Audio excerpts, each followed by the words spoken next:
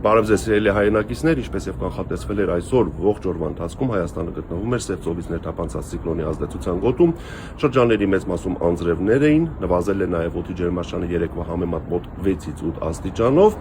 բայց հունիսի 28-ից սկսած այդ ցիկլոնը գրեթե ամբողջությամբ դուրս կգա մեր տարածաշրջանից, իր տեղը զիջելով հարավ-արևմուտքից ներթափանցող արևադարձային տակօդային հոսանքներին։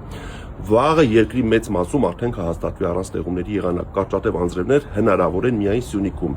իսկ հունիսի 29-ից մինչև հուլիսի 2 ընկած ժամանակահատվածում բոլոր մարզերում կդիտվի առանց տեղումների եղանակ։ Վաղվանից սկսած հարավ-արևմտյան տակօդային հոսանքների ներթափանցման պայմանավորված օդի ջերմաստիճանը կսկսի բարձրանալ, այսպիսով հունիսի 28-ից հուլիսի 2 ընկած ժամանակահատվածում հանրապետության ողջ տարածքում